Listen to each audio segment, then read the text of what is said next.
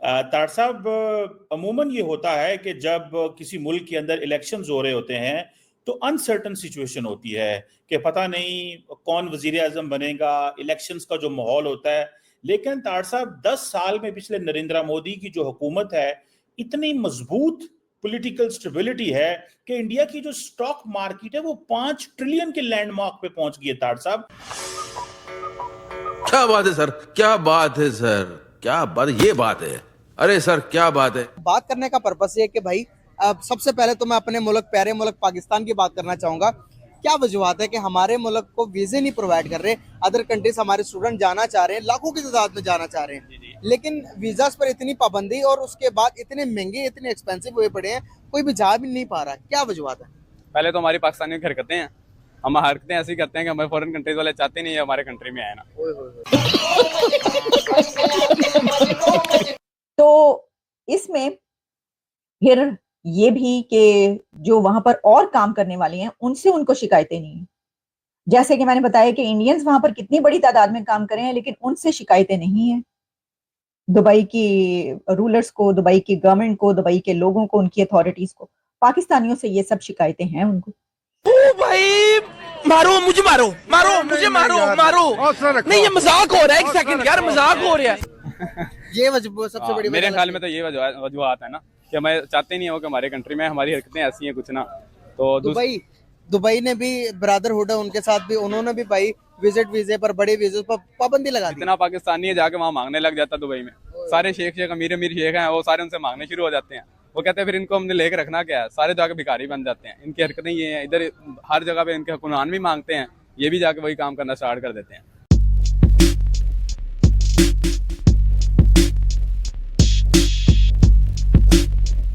तार साहब, अमूमन ये होता है कि जब किसी मुल्क के अंदर इलेक्शंस हो रहे होते हैं तो अनसर्टन सिचुएशन होती है कि पता नहीं कौन वजीर आजम बनेगा, इलेक्शंस का जो माहौल होता है।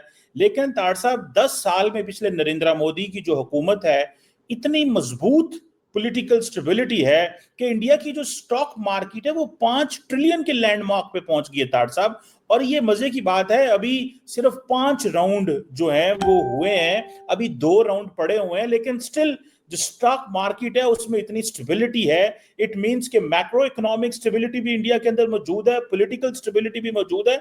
और इससे ये भी अंदाजा हो रहा है कि नरेंद्र मोदी इलेक्शंस भी जीत रहे हैं, क्योंकि अगर अनसर्टन सिचुएशन हो तो मार्केट्स फ्लक्चुएट करती हैं। आप खुद तार साहब बड़े मजबूत बिजनेसमैन, अमेरिका में इतना बड़ा बिजनेस करते हैं।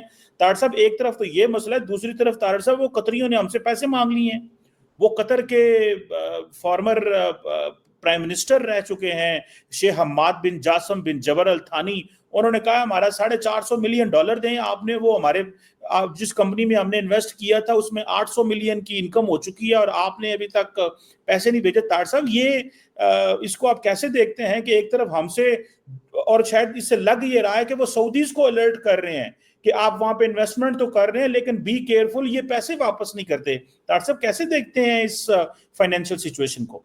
चीमा साहब, सबसे पहले मोदी साहब को डिस्कस करते हैं। मोदी साहब की सियासत को देखा जाए तो वो उन्होंने एयर टाइट सियासत करते हैं। एयर टाइट से मुराद है कि चांस कहीं से नहीं लेते। और दूसरा जो मैंने बिलखसूस ये देखा है कि जिस तरीके से मोदी साहब का, जब अगर आप पोर्टफोलियो स्टडी करते हैं, जिस तरीके से उनकी डेडिकेशन और उनकी जिस तरीके से he started as a political worker, और फिर और जो मैं बिलखसूस से खास कर बात करता हूं कि मोदी साहब अपने, जब लोग सियासतदान जब जीत जाते हैं तो वो एक रिलैक्स मूड में चले जाते हैं, फिर गलतियां भी करते हैं, फिर बदले भी लेते हैं, बदले की सियासत भी करते हैं, फिर चांसेस लेते हैं। टीम मेंबर्स अपने, उनके वजीर जो है उनको खुली छुट्टियां मिल जाती हैं, करप्शन में बात। मोदी साहब अपने इलेक्शन कैंपेन मोड से बाहर ही नहीं आते।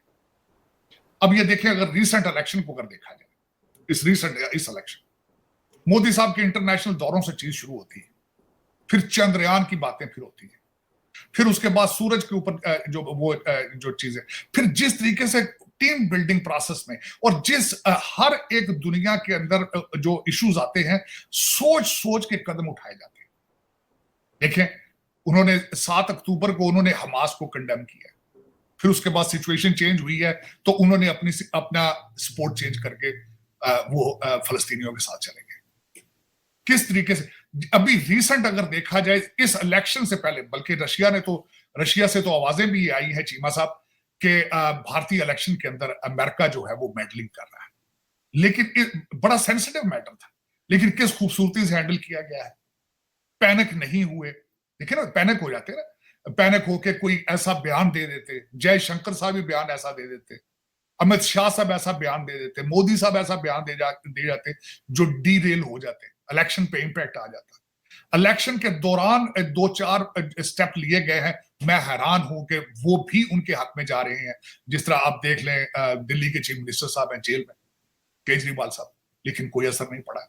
उसके बाद आप देखें कि इस इलेक्शन के दौरान ही आज ईरान का ये हादसा हो रहा है, इलेक्शन के दौरान, इलेक्शन तो हो रहा है।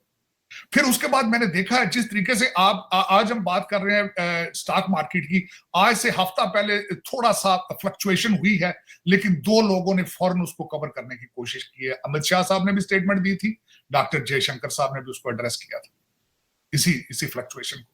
तो चीमा साहब इसी इलेक्शन के दौरान श्रीलंका वाले भाग के चाइना गए हैं, चाइना ने बंदरगाह की एक्सपेंशन की है, लेकिन इसी इलेक्शन पे उन्होंने फौरन जाके ईरान के साथ डील बना ली है अपनी फौरन।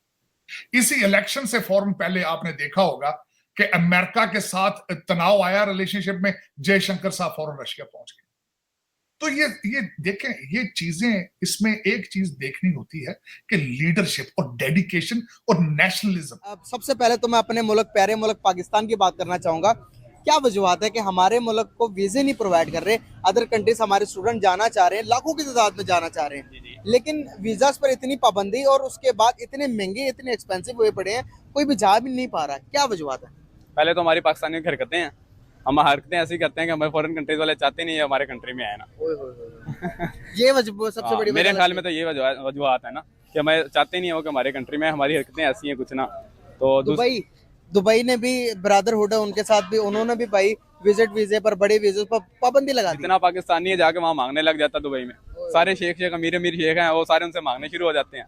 वो कहते हैं फिर इनको हमने लेकर रखना क्या है, सारे जाके भिखारी बन जाते हैं। इनकी हरकतें ये हैं, इधर हर जगह पे इनके हुक्मरान भी मांगते हैं, ये भी जाके वही काम करना स्टार्ट कर देते हैं। यार अभी की न्यूज आई है कि आज की न्यूज है कि भाई अभी फ्री वीजा एंट्री पर सिग्नेचर करने जा रहे हैं नरेंद्र मोदी, इंडिया के प्राइम मिनिस्टर और रशिया के प्राइम मिनिस्टर। इसके अलावा भी इंडिया तकरीबन 4 या 5 कंट्रीज में फ्री वीजा एंट्री कर सकता है, जा सकता है। जो बड़े बड़े मशहूर कंट्रीज है, जो बड़ी कंट्रीज है, डेवलप कंट्रीज है।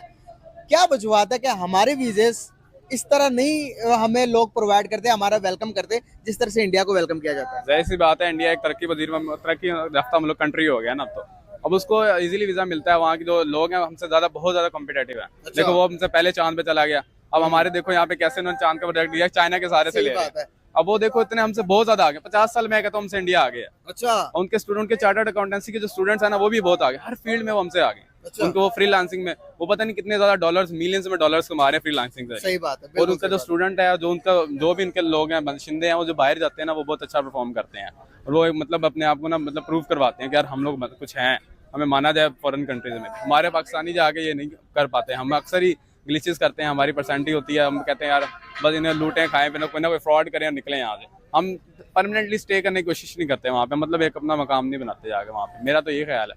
अब अगर हम थोड़ा सा अब एजुकेशन की तरफ आते हैं, क्या एजुकेशन सेक्टर का अगर कंपैरिजन करते हैं हम उनके साथ, तो क्या हमारा एजुकेशन सेक्टर और उनका इक्वल है, या फिर उनका हाई है, या हमारा लो है, या हमारा हाई है उनका लो है? जाहिर सी बात है, इंडिया का एजुकेशन सेक्टर हमसे काफ़ी ज़्यादा आगे है। हमारे तो आप देख लें गवर्नमेंट स्कूल में आप चले जाएं, वहाँ पे टीचर्स सोए होते हैं, पता नहीं कोई एजुकेशन सिस्टम ही नहीं है, उनको टीचर्स को लेक्चर ही डिलीवर नहीं करने आते हैं मेरे ख्याल में एज कम्पेयर टू।